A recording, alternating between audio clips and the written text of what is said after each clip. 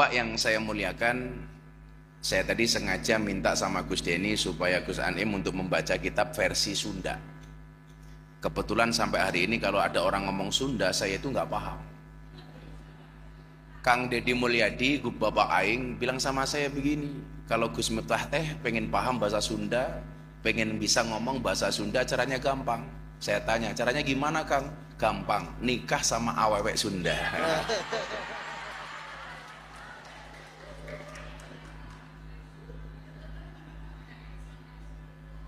Masalahnya saya takut viral.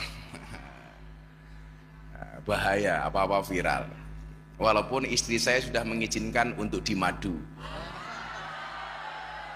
Syaratnya asalkan saya mau diracun.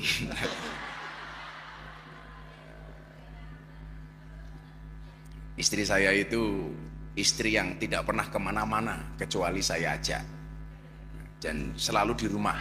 Dan alhamdulillah tidak pernah belanja di mall, nggak pernah belanja di pasar, tapi tiap hari COD-nya datang. Makanya hati-hati nih para ning, para ibu-ibu ini hati-hati. Kalau ada ibu-ibu sering belanja online tanpa seizin suami, hati-hati. Besok ibu-ibu kalau meninggal berpotensi jenazahnya dikirim melalui COD. Ya. Gus Deni, terima kasih undangannya. Sebenarnya saya nggak perlu diundang, harusnya saya sowan. Malam hari ini kita bersolawat. Saya teringat salah satu hadis dari baginda Nabi Muhammad sallallahu alaihi wasallam, "Ma min muslimin, ma min abdi muslimin aksaras salati ala Nabi sallallahu alaihi wasallam." Tidaklah di antara kita semuanya memperbanyak membaca solawat kepada baginda Nabi Muhammad sallallahu alaihi wasallam. Makanya adik-adik hadrah ini adik-adik yang istimewa. Kamu niatkan setiap kali gerakan tanganmu ketika bersentuhan dengan alat-alat itu semuanya semata-mata karena cinta kepada Kanjeng Nabi Muhammad sallallahu alaihi wasallam. Ini anak-anak yang istimewa. Jadi kalau kamu besok ditanya sama calon mertuamu, "Nak, kamu kerja di mana?" Kamu jawab, "Sebagai apa? Penerbang." Pesawatnya apa? Hadroh Airline. Siapapun yang memperbanyak membaca salat kepada Nabi Muhammad sallallahu alaihi wasallam, apa kata Nabi? Illa nawarallahu qalbahu. Tidaklah Allah memberikan cahaya kepada hatinya. Orang yang hatinya bercahaya itu bisa dilihat dari wajahnya. Wajahnya ikut berseri-seri. Seperti wajahnya ibu-ibu malam hari ini. Makanya kenapa kemudian ada istilah inner beauty, kecantikan dari dalam. Ternyata kalau pengen cantik dari dalam itu salah satunya adalah aktsarus salat ala Nabi sallallahu alaihi wasallam, memperbanyak solawat kepada Kanjeng Nabi Muhammad sallallahu alaihi wasallam. Maka akan nawwarallahu qalbahu. Hatinya akan bercahaya, otomatis wajahnya juga bercahaya. Ibu, jangan hanya fokus memperbaiki fisik tapi lupa memperbaiki hati. Banyak orang yang fisiknya kelihatannya cantik tapi hatinya kurang cantik. Maka saya doakan ibu-ibu malam hari ini yang hadir semuanya cantik luar dan dalam, amin. Cantik dalam itu penting, cantik luar juga penting. Maka saya sering bilang sama ibu-ibu hari ini, tetaplah make up dan dandan walaupun kamu sudah punya pasangan. Kenapa? Karena di luar sana pelakor lebih menakutkan daripada hantu kuburan. Apalagi sekarang hantu pelakornya jilbaban. Illa nawwarallahu qalbahu. Tidaklah kecuali hati kita semuanya diterangi oleh Allah. Semuanya hatinya bercahaya. Kemudian yang kedua, apa yang diberikan oleh Allah, wa ghafara dzambahu. Semua yang hadir karena membaca selawat kepada Nabi, Allah akan mengampuni dosa-dosanya, amin.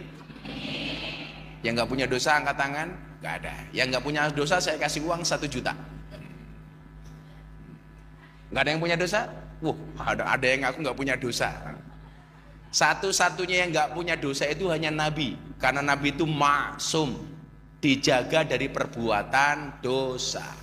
Kalau kita ini tempatnya dosa. Kira-kira dosa ibu-ibu sama bapak lebih banyak mana, Bu? Lebih banyak bapak apa ibu? Survei membuktikan ibu-ibu itu dosanya lebih banyak daripada bapak-bapak, tapi kecil-kecil. Bapak-bapak itu dosanya lebih sedikit daripada ibu-ibu, tapi gede-gede. Ibu-ibu banyak tapi kecil, bapak-bapak sedikit tapi baik, tapi gede. Sami mawon ya. Apa bahasa Sundanya apa? Sarwa wae. Sami wae. Kayaknya menarik ini kalau lama-lama di Tasikmalaya ini. Saya di sini juga ada adik kelas saya dulu kuliah di UIN Jogja, sekarang bikin pesantren di Tasikmalaya.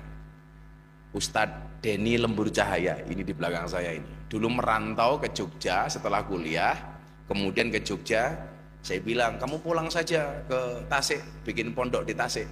Alhamdulillah, 10 tahun yang lalu bikin pesantren. Ustadz Denny ini yang di belakang saya ini. Sama dengan Denny Sagara. Namamu Denny siapa bro? Denny Nawawi, pondok pesantren Lembur Cahaya di belakang saya ini. Ini selalu memprovokasi saya, ayo bah ke Tasik. Saya bilang, saya takut. Kenapa? Awalnya gelis-gelis. Bener ya, gelis gitu ya. Gelis. Ya. Saya itu kalau teori poligami itu paling menguasai, tapi prakteknya bahaya. Istri saya itu juga heran, kenapa sih perempuan itu selalu nanya begini sama suaminya, Mas, kalau besok saya mati kamu nikah lagi apa enggak? Ngapain coba itu? Saya ternyata tanya di mana-mana sama istri itu selalu tanya sama suaminya, pasti seperti itu. Pak, kalau besok saya mati, Papa menikah lagi apa enggak? Kan kita jawabnya repot. Ngomong iya dia cemburu, ngomong enggak bohong gitu kan. Nah, tapi memang itu Bu. Kenapa di Indonesia itu lebih banyak janda daripada duda? Karena pada dasarnya janda itu lebih siap untuk hidup mandiri dibandingkan duda. Betul Bu? Makanya laki-laki itu semakin kaya semakin butuh perempuan, sementara perempuan semakin kaya nggak butuh laki-laki. Makanya kalau daya tahan perempuan itu jauh lebih besar dibandingkan laki-laki. Makanya sampai ada kereta kecelakaan pun itu yang disalahkan laki-laki. Seharusnya gerbongnya laki-laki, yang di belakang yang mati duluan gitu. Ya Allah, Mbak Arifah itu orang baik, beliau itu ketua muslimat. Ya mungkin khilaf salah ngomongan biasa-biasa saja. Tapi kan di Indonesia mohon maaf 1000 kebaikan kemudian hilang hanya dengan 1 kesalahan. Ya kayak Gus Miftah, beribu-ribu kebaikan hilang hanya gara-gara es teh. Es biasa aja. Kalau saya punya prinsip Bu, lebih baik dibully, lebih baik dikomentari, lebih baik dibenci daripada tidak dianggap sama sekali. Ya. Jadi kalau dibully ya biasa-biasa saja. Orang yang membaca sholawat wa ghafara dzambahu, Allah akan mengampuni dosa-dosa kita semuanya, baik yang besar maupun yang kecil. Amin. Saya itu setahun terakhir ini mengurangi jadwal ngaji karena saya merasa dosa saya terlalu banyak dengan majelis ini. Saya itu sudah mulai ngaji dari tahun 2008 Bu. Jadwal saya mulai penuh itu dari tahun 2012. Sehari bisa ngaji 5-6 kali kulla yaum, tiap hari sampai tahun 2023. Saya kok merasa semakin saya banyak ngomong, semakin saya punya potensi salah. Makanya kenapa saya kemudian mulai mengurangi jadwal ngaji. Karena orang yang paling banyak ngomongnya itu semakin banyak dosanya. Makanya dikatakan diam itu adalah emas. Makanya para suami kalau istrinya minta emas langsung diam. Jadi kalau para suami kok istrinya, "Pak, tolong beliin emas," langsung tolong jawab, "Cicing baik." Cicing mah ulah gandeng gitu.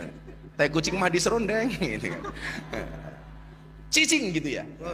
Karena diam adalah emas. Istrinya minta emas, suaminya diam. Karena uang adalah waktu. Maka kalau istrinya minta uang, oleh suami dikasih waktu.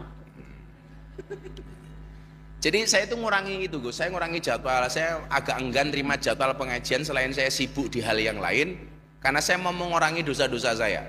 Sudahlah, biarkan sekarang banyak mubalek-mubalek muda yang mulai membangun karir. Saya sudah sampai di situ saja. Tapi kalau dengan pondok-pondok sepuh seperti ini Gus, itu selalu menjadi prioritas bagi saya.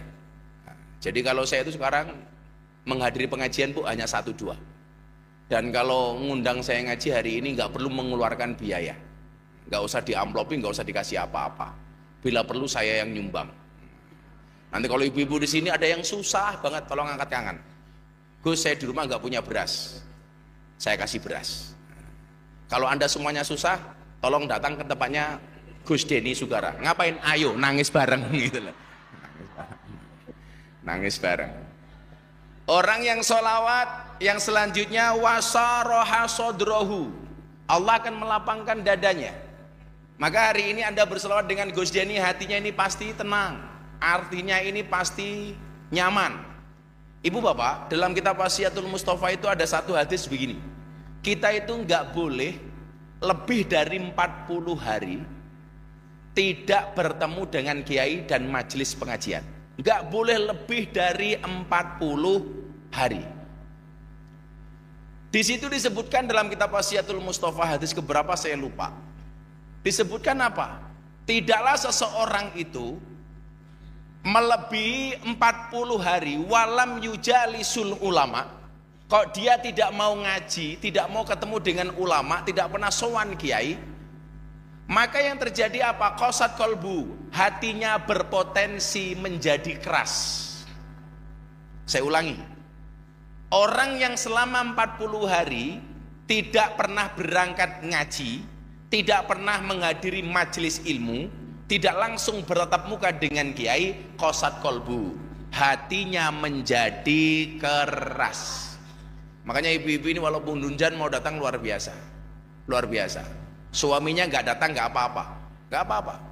Kira-kira suami ibu di rumah ditinggal pengajian seperti ini di rumah sendirian, kira-kira senang apa susah? Senang apa susah? Saya hakul yakin suami pasti bahagia.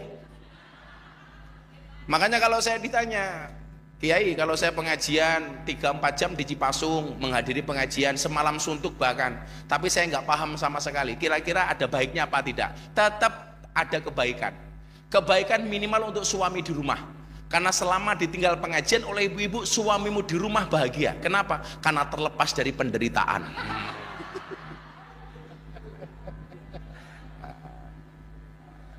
Begitu ibu-ibu pamit, suaminya bilang, aduh mama kok pergi lagi sih gitu. Begitu istrinya hilang, langsung suaminya yes, karena saya juga suami gitu. Qasat qalbu, hatinya akan menjadi keras. Wajah saro alal kabair, dan berpotensi melakukan dosa-dosa besar. Makanya kenapa kalau di Jawa itu ada istilah selapanan. Kalau di Sunda apa ya Gus ya? Selapanan itu 35 hari sekali. Kalau di Sunda namanya apa? Bulanan. Kalau bulanan 30 hari. Kalau di Jogja, di Jawa itu kan ada istilah wetonan. Apa? Mingguan itu mingguan berarti. Ini 35 hari sekali, Gus.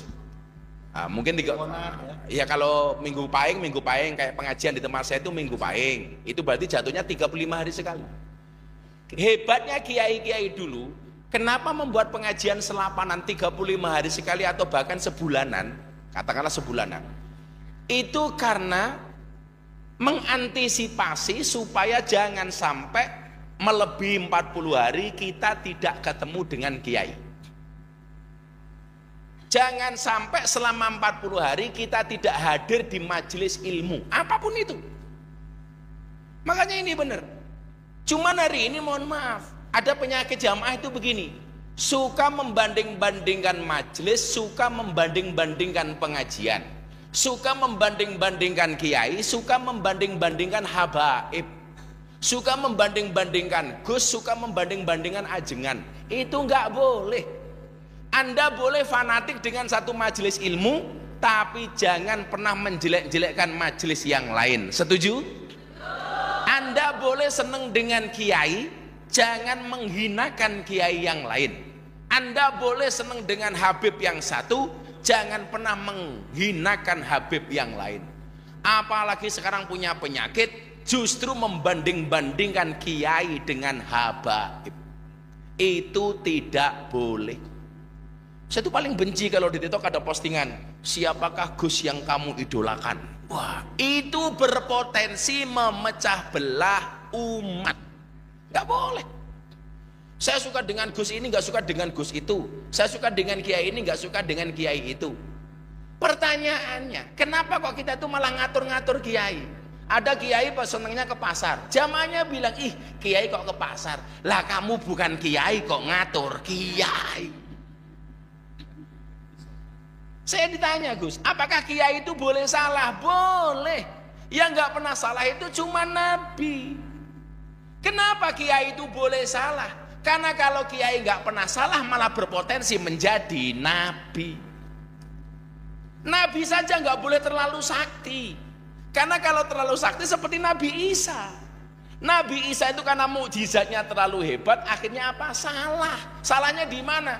Dia harusnya mengajak umat untuk menyembah Allah, gara-gara terlalu sakti malah akhirnya disembah oleh umat.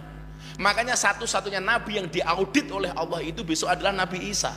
Kamu tak suruh ngajak umat menyembah aku, kata Allah, kok kamu malah disembah sendiri.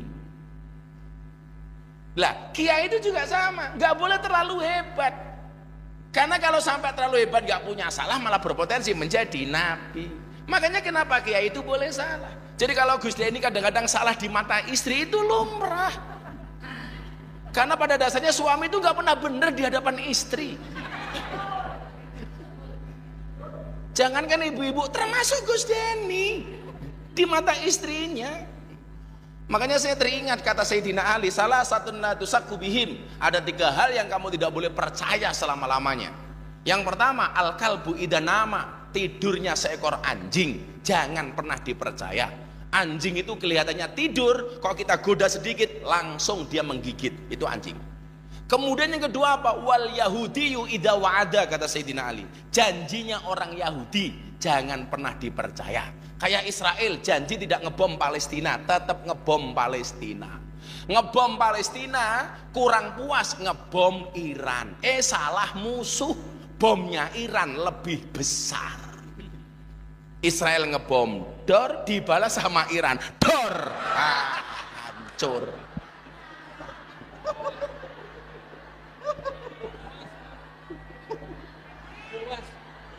Ruas.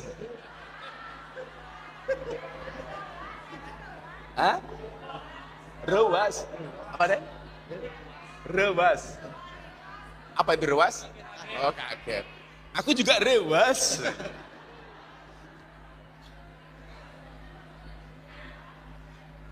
Makanya nggak bisa dipercaya, guys. Mulutnya orang Israel itu hatta yaumal qiyamah, nggak bisa dipercaya. Nah, yang ketiga apa yang tidak boleh dipercaya selama-lamanya? Ingat-ingat Bu, yang pertama tadi apa? Tidurnya seekor anjing. Yang kedua apa? Janjinya orang Yahudi. Yang ketiga apa? Yang tidak boleh dipercaya selama-lamanya? Wal mar'atu idza bakat, nangisnya seorang perempuan. Nah,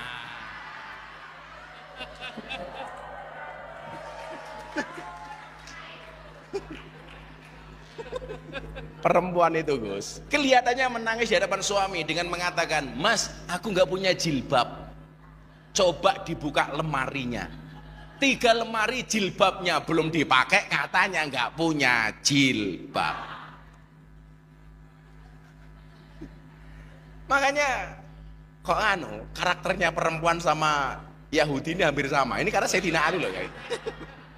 Makanya dalam makalah yang lain Sayyidina Ali mengatakan begini, perempuan itu karakternya adalah yatadhallamna wa hunna adzaliman. Perempuan itu karakternya sebenarnya menyakiti tapi seolah-olah tersakiti. Nah, sebenarnya pelaku tapi seolah-olah korban. Lah, ternyata Yahudi juga sama seperti itu. Sama, dia yang ngebom Palestina tapi yang disalahkan Palestina. Israel yang mulai perang dengan Iran, yang disalahkan Iran. Jadi sebenarnya salah. Dan hebatnya Iran, kan yang video saya viral itu kan dua. Yang pertama soal dukungan saya kepada Iran. Saya mengatakan begini, Menteri Pertahanan Amerika Serikat itu mengatakan begini, yang kami perangi itu bukan Sunni, yang kami perangi itu bukan Syiah, tapi yang kami perangi adalah Islam dan Muslim. Itu artinya apa? Yang diperangi oleh Amerika dan Israel tidak hanya Iran, tapi Muslim seluruh dunia. Berarti termasuk siapa? Termasuk kita. Maka dengan kalimatnya Menteri Pertahanan Amerika yang mengatakan yang kami perangi itu Muslim, bukan Sunni atau Syiah, saya mengatakan lebih baik mendukung Iran walaupun dicap Syiah daripada mendukung Zionis Israel atau kafir Amerika. Nah, soal ini Gus, saya didukung. Tapi begitu saya bilang kapal Pertamina 2 lewat Selat Hormuz, langsung dicaci maki dan seterusnya. Itulah manusia. Manusia itu benar atau benci itu sebenarnya bukan masalah apa, sesuai dengan kepentingannya apa enggak. Makanya dalam satu kitab kemarin saya nukil itu dalam kitab Mukhtasar Minhajul Qasidin, itu ada bahasa begini, wa'lam anna aksaron nas innama halaku li khaufi madzammatin nas wa hubbi madkhihim. Ketahuilah, ini ibu-ibu ya, bapak-bapak, adik-adik santri, ketahuilah sesungguhnya kebanyakan manusia itu yang menyebabkan dia halaku, rusak, itu disebabkan karena dua hal. Yang pertama, li khaufi madzammatin nas, karena takut dicaci oleh manusia, karena takut dihinakan oleh manusia, karena takut dibully oleh manusia. Atau yang kedua, wahubbi madkhihim, karena cinta dengan pujian. Jadi manusia itu rusak penyebabnya dua, takut dihina, cinta dipuji. Saya itu orang yang sudah nggak urusan dengan hinaan netizen, dengan bulian netizen, dan sudah tidak lagi berharap dengan pujian netizen. Mau dipuji mau dihina sama, karena perjalanan saya sudah sekian jauh. Makanya kalau saya disuruh milih, Gus Miftah suka olahraga lari atau jalan, saya jawab, saya lebih milih olahraga jalan dibandingkan lari. Kenapa? Karena hidup itu tentang perjalanan, bukan tentang pelarian.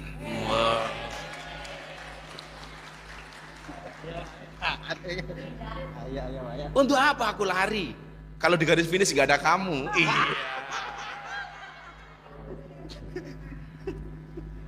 Saya sudah gak ada urusan dengan madzammatin nas wa hubbi madkhihim.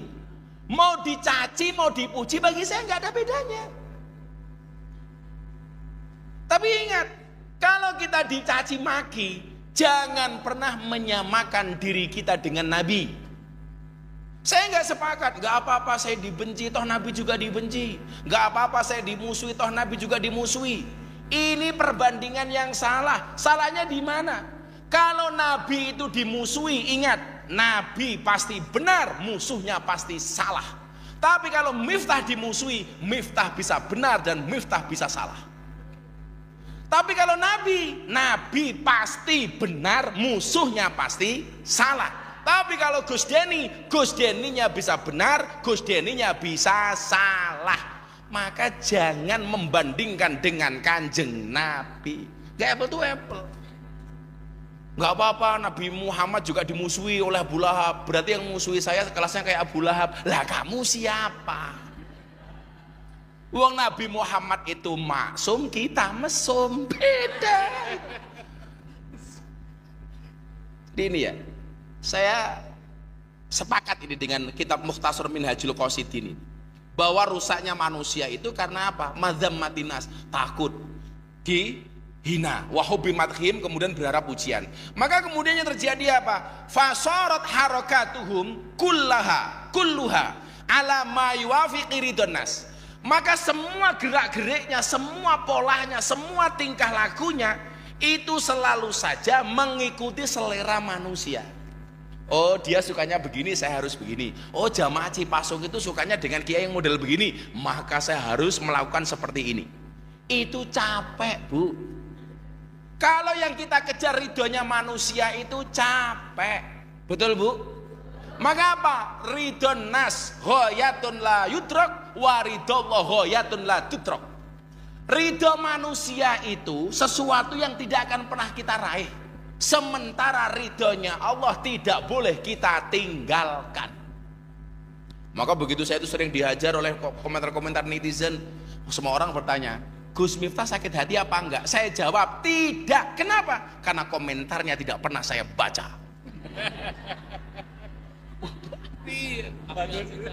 Capek. Api-api itu apa? Abi? Api-api itu apa? Api-api.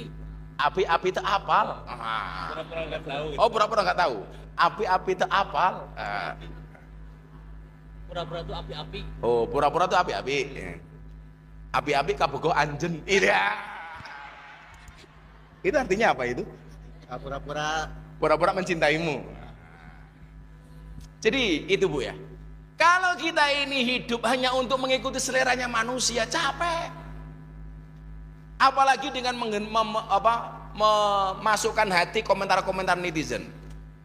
Pas beberapa waktu yang lalu, sahabat saya Seskap Teddy, itu kan ulang tahun. Saya posting, saya lagi makan penyetan di lesehan. Di dalam kamar saya di hotel, Seskap Teddy datang. Kita makan berdua, makan penyetan gitu. Sederhananya Seskap Teddy, kita makan. Saya mengucapkan ulang tahun ke beliaunya, yang komentar 6.000. Saya dikasih tahu sama teman-teman, isinya semuanya mencaci maki Gus Miftah. Saya bilang, sakit hati enggak, Bah? Enggak, ngapain? Saya meyakini apa? Ibu-ibu, kalau ada orang posting, itu biasanya lebih banyak komentarnya apa like-nya? Enggak. Mesti lebih banyak like-nya. Saya kan praktisi media sosial, biasa dibully gitu loh. Ternyata kalau kita posting sesuatu itu lebih banyak like-nya dibandingkan komentarnya. Pertanyaannya, kenapa lebih banyak like daripada komentar? Karena seberapa banyak pun orang yang mengomentarimu dengan kalimat-kalimatnya, yakinlah di luar sana lebih banyak yang mencintaimu dari dalam hatinya. Wah. Jadi ya santai-santai saja. Kalau saya dibilang Miftah begini, iya, gitu sudah. Nuhun, nuhun. Apa? Baik, gitu. Dikomentari, Miftah goblok, oke, itu aja. Miftah istrinya satu, emang. Nambah enggak? Nunggu takdir. Ya kalau ada takdir kan kita nggak bisa menolak, Gus. Tapi kalau nggak ada takdir ya, saya membuat takdir saya sendiri. Aduh, ini apa Gus? Kopi Gus? Kopi, J. Alhamdulillah. Saya suka ngopi Bu.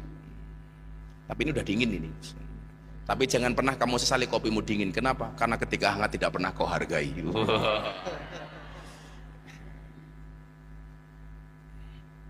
Alhamdulillah, kopinya pahit. Supaya cintaku padamu.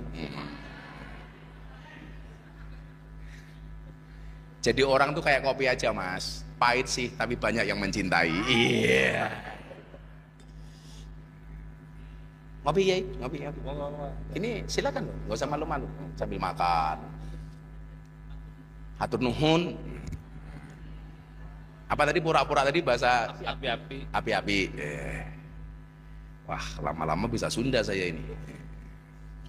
Jadi fasarat harakatum kulluha ala ma yuwafiqi ridhon nas.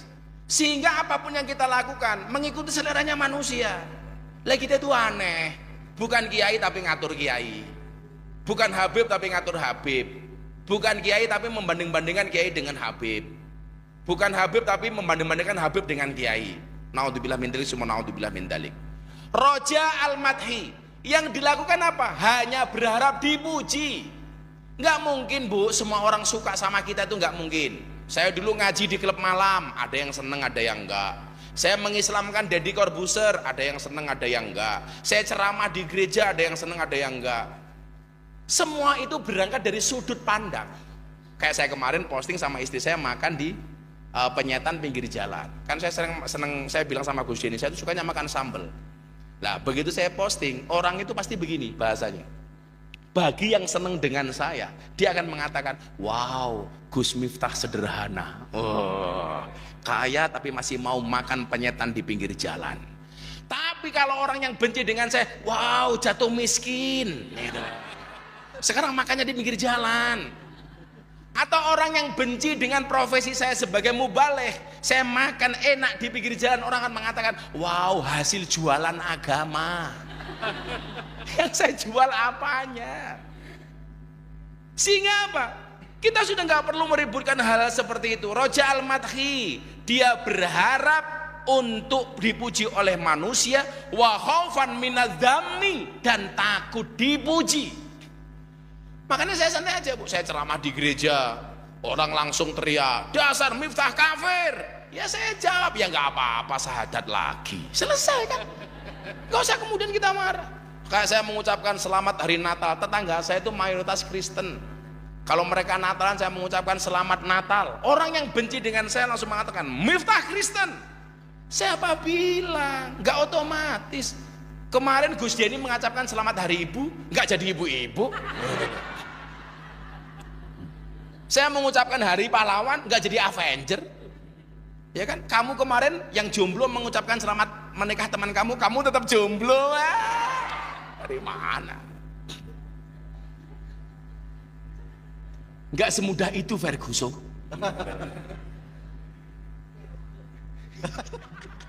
Malah dijawab ya Roma. Tepayu. Tepayu. Apa itu? Jomblo tepayu.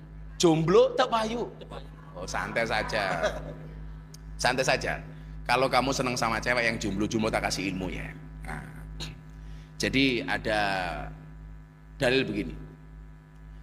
Idza ahabba sahibahu, ketika kamu mencintai orang lain, pacarnya atau siapalah, falyati fi mangzilihi, maka undang-undangnya adalah segera datangi rumahnya. Nah, kemudian katakan kepadanya, idza ahabba sahibahu falyati fi mangzilihi, kamu datangi rumahnya, kemudian katakan kepadanya, dek, aku mencintaimu karena Allah. Wow, kok cinta ditolak? Gus Denny Sugara bertindak. Itu jomblo-jomblo itu. Kan manusia itu diciptakan berpasang-pasangan. Itu artinya kalau kamu tidak punya pasangan, jelas kamu bukan manusia. Tepayu. Tepayu. Tepayu. Kamu segera menikah. Kalau kamu bilang jomblo bahagia, mustahil. Nabi Adam nikmat di surga sendirian saja, kesepian. Apalagi kamu di Tasikmalaya. Kaluman. Apa namanya? Kaluman. Kaluman itu apa? Kabut. Bosen. Kaluman. Nabi Adam itu apa-apa di surga boleh, kenikmatannya tiada tara. Sendirian, butuh pasangan.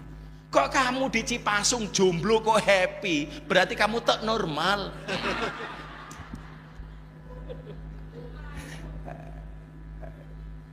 Insya Allah sejomblo-jomblonya kalian segera berakhir. Amin. Di mana berakhirnya? Kalau tidak di pelaminan, minimal di pemakaman. Wa khaufan minadz-dzammi wa dzalika minal muhlikat. Yang demikian itu merusak. Fawajibat mu'alajatu, maka wajib bagi kita untuk meninggalkannya. Maka gitu Bu ya. Kalau sekarang ibu-ibu itu bilangku, saya dimusuhi oleh tetangga saya. Kamu cuma tetangga, saya pernah dimusuhi orang se-Indonesia, Bu. Ya santai-santai saja. Saya dibilang ngaji di gereja kafir. Saya itu apa-apa viral, Mas. Ngaji di klub malam viral, ngaji di lokalisasi viral, mengislamkan Deddy Corbuzier viral, ceramah di gereja viral, bahas wayang viral, bagi-bagi duit viral, pegang kepala istri viral, es teh viral, hormus viral. Oh bagus tuh, gimana dihajar bagus. Tapi ya kita nikmati saja. Kenapa orang membicarakan kita? Karena kita lebih bahagia dibandingkan mereka. Karena yang ada itu orang susah membicarakan orang senang, Bu. Nggak ada orang senang membicarakan orang susah. Yang ada itu orang kecil membicarakan orang besar. Jarang orang besar membicarakan orang kecil. Yang ada itu kita membicarakan DPR. DPR jarang yang mikirkan kita, Bu. Betul gitu ya. Itu DPR sana, kalau DPR Tasik ya insya Allah lah. Untuk beda.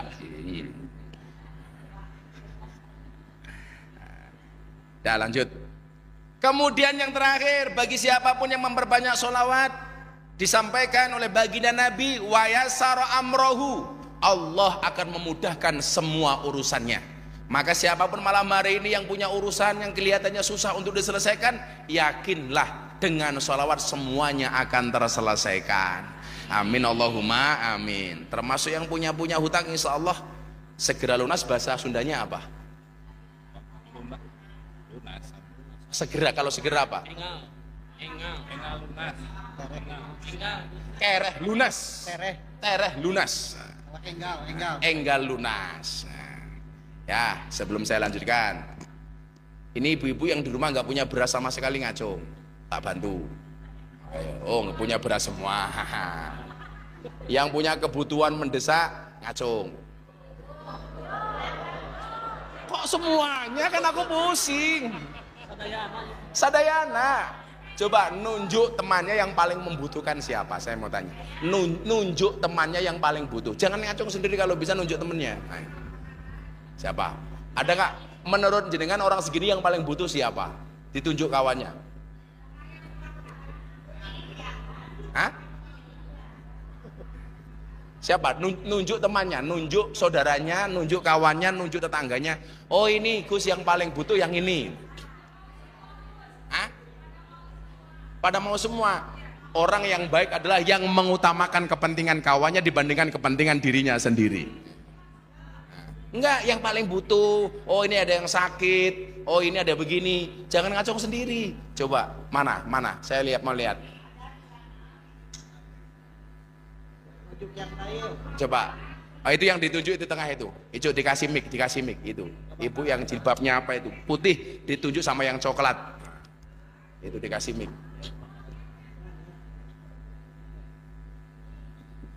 Kebakaran saja.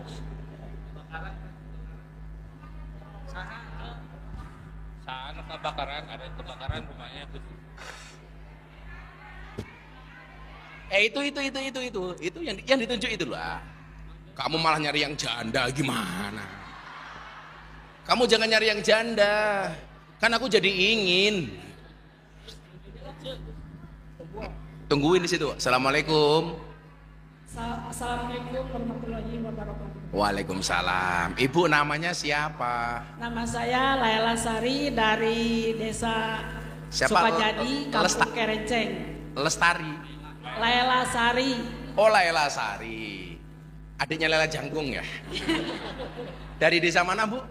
Desa Sukajadi, Kampung Kerenceng. Kerenceng. Sayong. Jauh dari sini. Lumayan lah. Oh, lumayan. Ibu masih punya suami? Enggak. Oh, enggak ada.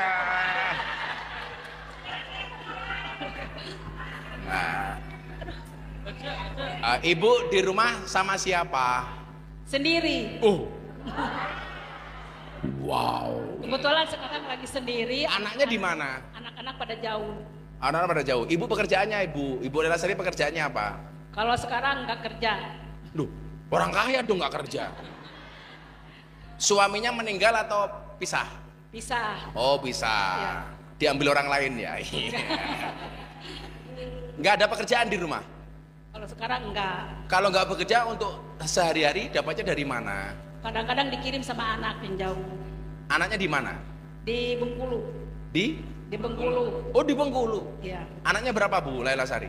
Anaknya 3. Anaknya 3. Iya. Bu Laila Sari mau menikah lagi apa enggak? Ya kalau ada jodoh mah mau. Iya.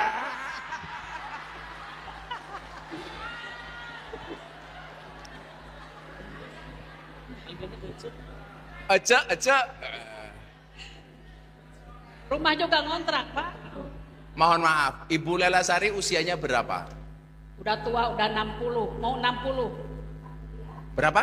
Mau 60 sekarang. Oh, kok kelihatannya masih 59 ya?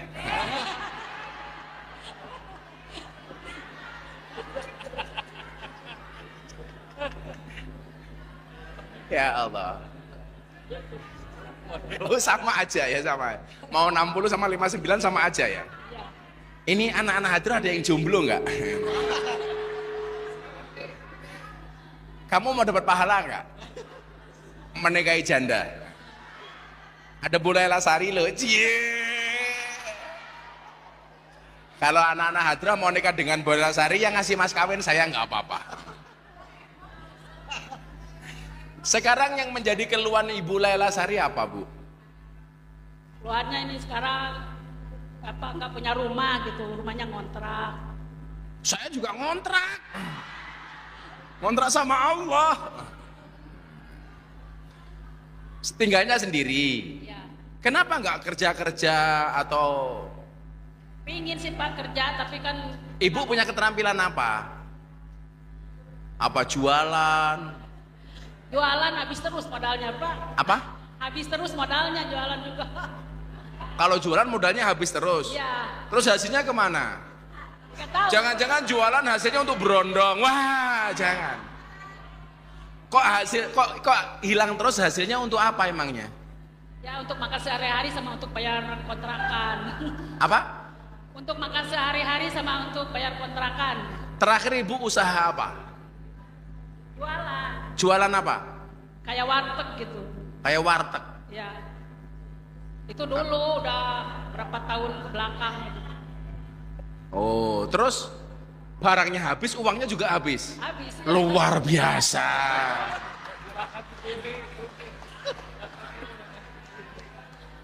Jualan nasi untuk hidup. Ya untuk Ya nasinya nggak usah dijual, dimakan saja. Nah, kalau sekarang jualan kecil-kecilan Ibu Laila Sari bisa jualan apa? ya kepinginnya sih jualan kayak goreng-goreng gitu. Apa? Gorengan. Ya. Kalau bikin gorengan modelnya berapa? Ya nggak tahu. Modalnya? Hah? Berapa? Berapa? Adanya aja berapa.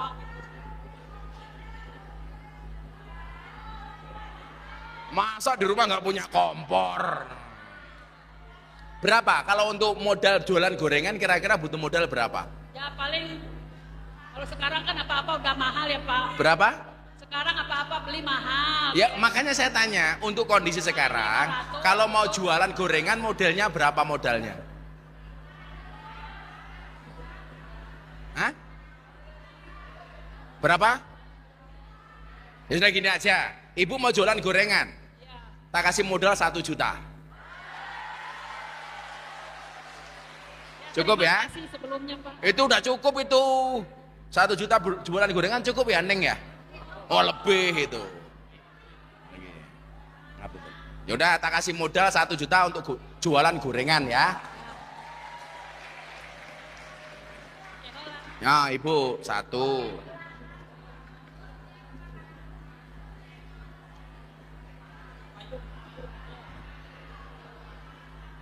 Bu Laila Sari akan mendekati vokal hadroh yang jomblo.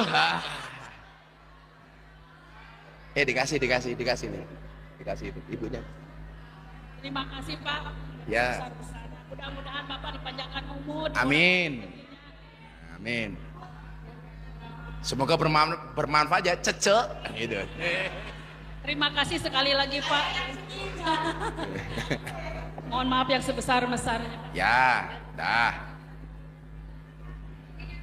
Nanti tetangganya tolong diawasi jualan gorengannya ya. Nah, jangan sampai gorengannya habis, uangnya juga habis. Ada lagi. Ada yang rumahnya kebakaran. Mana? Salah satu rumahnya yang kebakaran mana? Itu yang jilbabnya coklat itu. Itu jilbabnya coklat itu. Rumahnya kebakaran itu.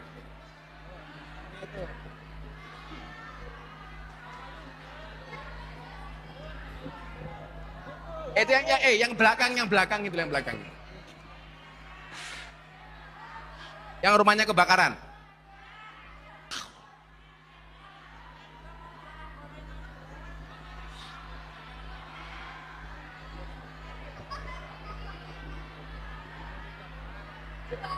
Yang jilbabnya coklat tadi itu loh, yang belakang itu katanya rumahnya kebakaran.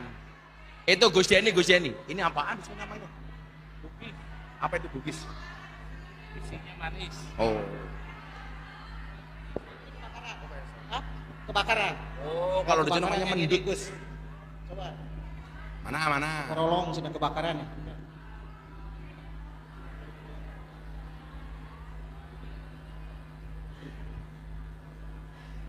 Namanya siapa Ibu? Saya nama Mimin. Siapa?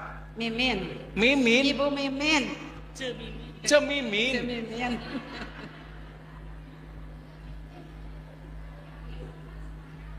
Cemimin rumahnya mana? Kebakaran. Mana? Kebakaran. Kebakaran.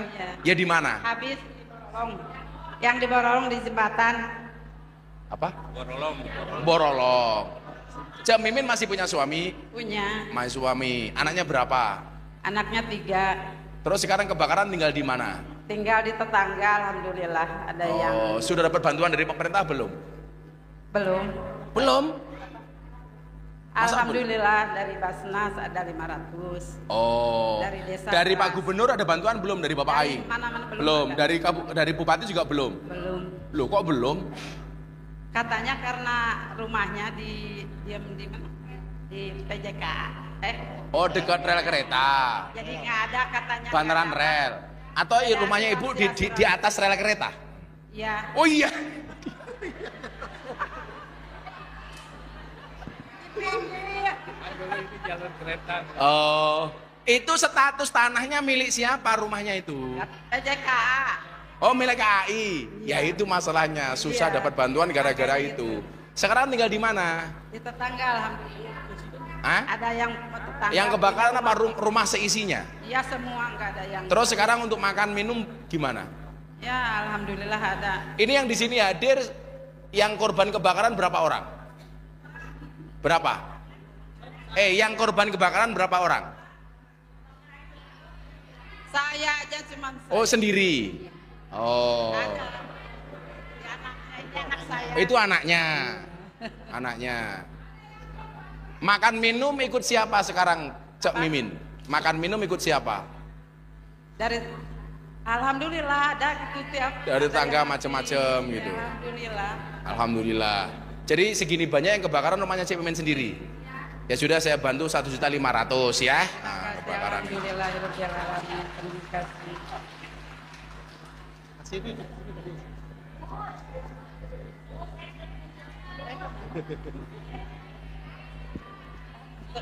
Anak Cek.